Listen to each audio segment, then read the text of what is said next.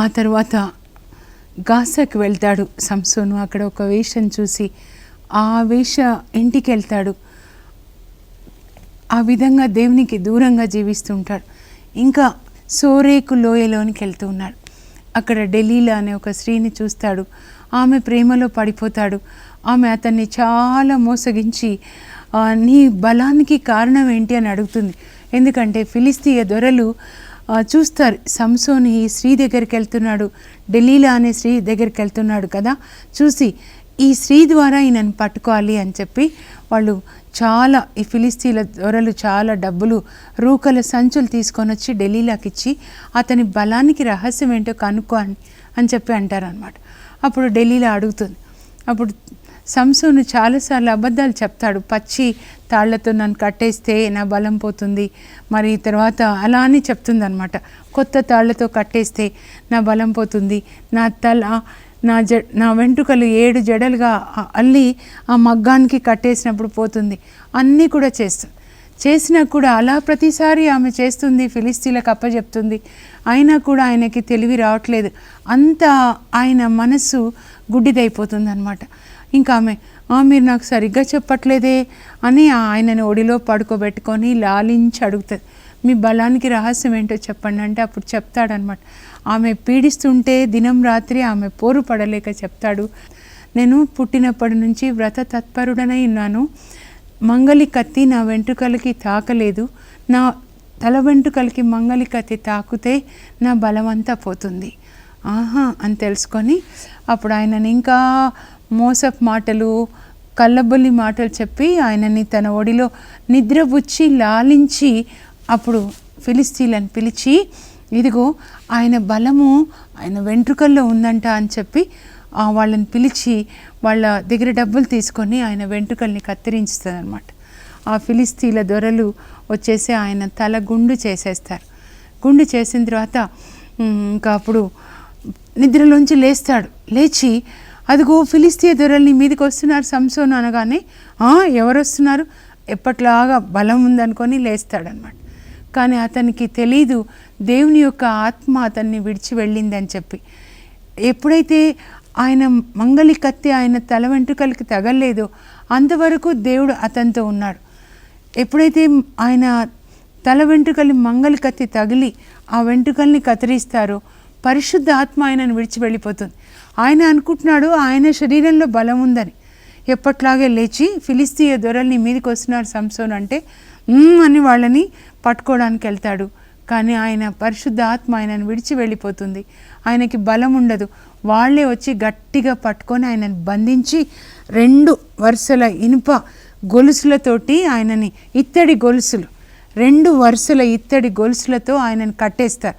చాలా పెద్దగా ఉంటాడు కదా, చాలామంది వచ్చి చాలా ఇత్తడి గొలుసుతో కట్టేసి అప్పుడు కళ్ళు తీసి పెరికేస్తారనమాట. 2 కళ్ళు పెరికేసి అప్పుడు నూనె గానుగా ఎద్దులు తిప్పుతాయి కదా, అట్లా ఆ ఎద్దుల్ని తీసేసి నువ్వు ఎద్దులాగా ఉన్నావు గానుగ తిప్పు అని నూనె గానుగని తిప్పిస్తూ ఉంటారనమాట. అప్పుడు ఒక్కొక్కటి వాళ్ళు ఎగతాళి చేస్తూ అవమానం చేస్తూ ఉంటే అప్పుడు ఆయన దేవుని జ్ఞాపకం చేసుకుంటాడు. నువ్వు నన్ను ఈ ఫిలిస్తీన్లని జయించడానికి ఇంత బలాన్ని ఇస్తే ప్రభువా, నేను నా బలమంతా కూడా స్త్రీల మీద నా శరీర కోరికలకి జీవిస్తూ ఉన్నాను. ఆయనలో పశ్చాత్తాపం వచ్చేస్తుంది. ఒకరోజు ఈ ఫిలిస్తీన్ల పండుగ వస్తుంది అనమాట. వాళ్ళు డాగోను దేవాలయంలో డాగోను దేవతను ఆరాధిస్తుంటే వాళ్ళ పండుగ వస్తే 3000 మంది ఫిలిస్తీయ దొరలు ఆ దేవాలయంలో ఆ పండుగకి ఆ ఉత్సవం కొరకు అక్కడ కూడుకొని వాళ్ళు ఏమంటారంటే, ఆ సంసోను ఉన్నాడు కదా గుడ్డివాడు, ఆయనను తీసుకొని రండి, మన కొరకు కొన్ని సర్కస్ ఫీట్స్ చేస్తాడు. అప్పుడు నూనె గానుగా తిప్పుతున్న ఆయనను తీసుకొని వచ్చి మా కోసం ఫీట్స్ చేయంటే ఆయన చేస్తాడనమాట. చేసిన తర్వాత చాలా అవమానంతో దేవుణ్ణి అడుగుతాడు. ఆ దేవునికి ఆయన ప్రార్థన చేసే ముందు 2 మూల స్తంభాలు ఉన్న దగ్గర తీసుకెళ్ళి ఇదిగో ఇవి మూల స్తంభాలు అంటే సరే బాబు థ్యాంక్ యూ అని చెప్పి ఆ మూల స్తంభాలకి ఆనుకుని ఇప్పుడు ప్రార్థన చేస్తాడనమాట సంసోను. ప్రభువా, నన్ను జ్ఞాపకం చేసుకో ప్రభువా, నువ్వు కోరిన విధంగా నేను జీవించలేదు, చాలా నీకు ద్రోహం చేశాను, ఎప్పుడూ నీ స్వరాన్ని నేను తెలుసుకోలేదు. నువ్వు ఏ పని కొరకు నాకు బలాన్ని ఇచ్చావో, ఫిలిస్తీయులని చంపాలి, వాళ్ళ మీద పగ తీర్చుకోవాలని, కానీ నేను మాత్రం నా శరీరం కోరిన విధంగా జీవించాను. ఒక్కసారి నాకు నీ బలం దయచేయి ప్రభువా, ఈ ఫిలిస్తీన్ల మీద పగ తీర్చుకోవాలి నాయనా తండ్రి అని చెప్పి ప్రార్థన చేస్తాడు. అప్పుడు సంసోను వెంట్రుకలు పెరుగుతూ ఉంటాయి. అంటే పరలోకం నుంచి దేవుడు చూస్తాడు, నా కొడుకుని ఎంత అవమానం చేస్తున్నారు వీళ్ళు. అప్పుడు పరలోకం నుంచి దేవుని యొక్క ఆత్మ సంసోను మీదకి వస్తుంది. వెంట్రుకలు పెరిగాయంటే దేవునితో తిరిగి సంబంధంలోనికి వస్తున్నాడు. చాలా దూరంగా వెళ్ళిపోయిన సంసోను తిరిగి దేవుని దగ్గరికి వస్తున్నాడు. మనం కూడా ఇప్పుడు ఇలాగే దేవుని దగ్గరికి రావాలి పశ్చాత్తాపంతో. నన్ను జ్ఞాపకం చేసుకో ప్రభా, నా పరిస్థితి బాగాలేదు కానీ నన్ను జ్ఞాపకం చేసుకో అని సంసోను ప్రార్థించగానే దేవుడు ఆ బిడ్డ మీదకి తన ఆత్మని పంపిస్తాడు. సంసోన్లోనికి తిరిగి పరిశుద్ధాత్మ బలం వస్తుంది. ఆ 2 చేతులు మూల స్తంభాల మీద పెట్టి ఆ స్తంభాల్ని ఆయన మోదినప్పుడు ఆ డాగోన్ దేవాలయం అంతా కూడా కూలిపోయి అందులో ఉన్న 3,000 మంది ఫిలిస్తీయ దొరలు చేస్తారనమాట. అలాగే ఇప్పుడు మనం కూడా సంసోన్ లాగా దేవునికి దగ్గరగా రావాలి. తెలిసి తెలియక ఈ శరీరంతో పాపం చేసి ఉండొచ్చు. ఎందుకంటే మనుషులందరూ ఎప్పుడో ఒకసారి పాపం చేస్తారు. మన బలహీనతల్ని అర్థం చేసుకోలేని వ్యక్తి కాదు మన ప్రధాన యాజకుడు అంటాడు హీబ్రూ 2:18 పౌలు. ఆయన అర్థం చేసుకుంటాడు మనల్ని. కనుక మన అందరం కూడా దేవుని దగ్గరికి వెళ్ళాలి. యేషయా అంటాడు, మేమంతా పాపంతో నీ చెంతకి రావాల్సిందే కదా ప్రభా, మేము ఇంకెక్కడికి వెళ్తాం ప్రభా. అంతోని వారు అంటారు, యేసు ప్రభు సిలువలో చేతులు చాచి ఉంచింది నీ కొరకే, నా కొరకే, మనందరి కొరకు, మనల్ని ఆదరించాలని ఆశీర్వదించాలని, కానీ శిక్షించడానికి కాదు. కనుక ఇదే మిక్కిలి అనుకూల సమయం. ఈ తపస్కాలం దేవునితో తిరిగి సంబంధంలోనికి వచ్చే సమయం అన్నమాట. తండ్రి కొడుకులు ఎలాగైతే తప్పిపోయిన కుమారుడు వస్తాడో తండ్రి దగ్గరికి అలా రావాలి, సంసోనులాగా రావాలి. సంసోను ఇలా పశ్చాత్తాపడి చనిపోయే ముందు చేసిన చివరి ప్రార్థన ఆయనని రక్షించింది అని నూతన నిబంధనలో విశ్వాస వీరుల యొక్క జాబితాలో అతని పేరు ఉంటుందన్నమాట. హెబ్రీ పత్రిక 11:32 చూస్తే అక్కడ విశ్వాస వీరుల జాబితా ఉంటుందన్నమాట. గిద్యోను, బారాకు, యోఫ్తా, సమూవేలు, మరి సంసోను, దావీదు. చూడండి, ఈ విశ్వాస వీరులంతా కూడా వాళ్ళ విశ్వాసం వలన జయించారు. జయించడం అంటే పరలోకానికి వెళ్ళడం అన్నమాట. అంటే రక్షణలోనికి వచ్చేసారనమాట. ఈ చిన్న ప్రార్థన మీరు కూడా అడగండి, నన్ను జ్ఞాపకం చేసుకో ప్రభువా, నా పిల్లల్ని జ్ఞాపకం చేసుకో ప్రభువా. చాలా మంచి ప్రార్థన. కుడి ప్రక్క దొంగవాడు చేశారని చెప్పాను. ఇంకా ఎవరు చేశారు తెలుసా ఈ ప్రార్థన? హన్నా చేస్తుంది. ఆమె గొడ్రాలుగా ఉంటుంది. 1 సమూయేలు గ్రంథం 1వ అధ్యాయంలో 11వ వచనంలో ఆమె ప్రార్థన చేస్తుంది. తన భర్త ఎల్కానాతో కలిసి తన సవతి పెనిన్నా వాళ్ళ పిల్లలు, హన్నాకి పిల్లలు లేరని మరి ఎల్కానా మళ్ళీ పెళ్లి చేసుకుంటాడు. ఆ 2వ భార్య పేరు పెనిన్నా, ఆమెకు పిల్లలు ఉంటారు. అందుకని ఆ సవతి ఏమంటుందంటే, నువ్వు గొడ్రాలు అని ప్రతిసారి ఎత్తి పొడుస్తుంది అనమాట. అప్పుడు ఆమెకి ఏడుపు వచ్చేస్తుంది. ప్రతిసారి నన్ను గొడ్రాలు అంటుంది అని ఏడుస్తూ షిలో దేవాలయంలో ప్రార్థిస్తుంది.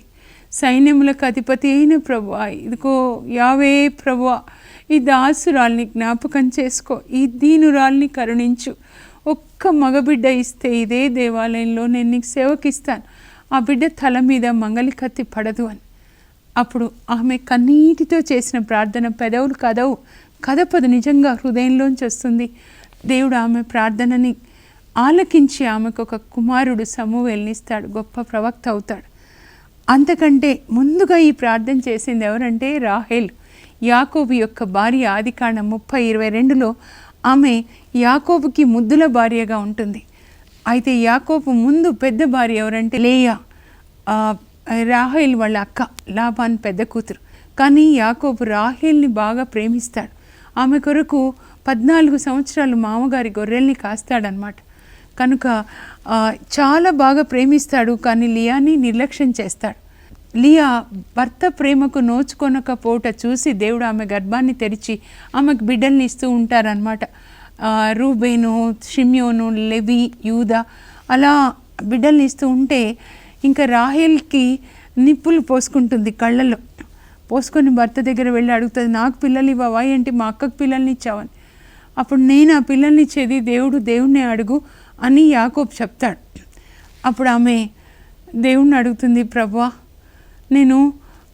నేను గర్వంతో అందగత్తెనని నా భర్త నా కొంగు పట్టుకొని తిరుగుతాడని నా అందం మీద నా భర్త శక్తి మీద నేను ఆధారపడ్డాను, కానీ ఇప్పుడైతే నన్ను జ్ఞాపకం చేసుకో ప్రభువా, నాకు కూడా బిడ్డలు నీవు అన్నప్పుడు దేవుడు రాహేల్ని జ్ఞాపకం చేసుకున్నారు. ఆమె ప్రార్థనని ఆలకించి ఆమె గర్భాన్ని తెరిచి కుమారుని ఇచ్చారని అక్కడ రాయబడి ఉంది. అప్పుడు ఆమె ఆ కుమారునికి యోసేపు అని పేరు పెట్టుకుంటుంది. యోసేపు అంటే అభివృద్ధి అన్నమాట. మంచి కుమారుని కంటుంది ఆలస్యంగా పుట్టిన బిడ్డలందరూ గొప్ప గొప్ప బిడ్డలుగా ఉంటారు. అప్పుడు ఆమె అంటుంది, దేవుడు నా కడుపున మరొక కాయ కాచినట్లు చేయనుగాక. అందుకే రెండోసారి బెంజమిన్ పుడతాడు. ఈ తపస్ కాలంలో మనందరం కూడా ఇలాగే ప్రార్థన చేసుకుందాం. పరలోకంలో ఉన్న తండ్రి, మమ్మల్ని జ్ఞాపకం చేసుకో. హన్నాన్ని జ్ఞాపకం చేసుకున్నావు, రాహేల్ని జ్ఞాపకం చేసుకున్నావు, సంసోన్ని, కుడి ప్రక్కన దొంగని జ్ఞాపకం చేసుకున్నావు. ప్రభా, మమ్మల్ని జ్ఞాపకం చేసుకో. మమ్మల్ని స్వస్థపరచు, మా పిల్లల్ని దీవించు, మా ఇంటిని బాగు చేయి. అయ్యా, మా కప్పు బాధలు తొలగించు, మీ దగ్గరికి మేము రావాలి.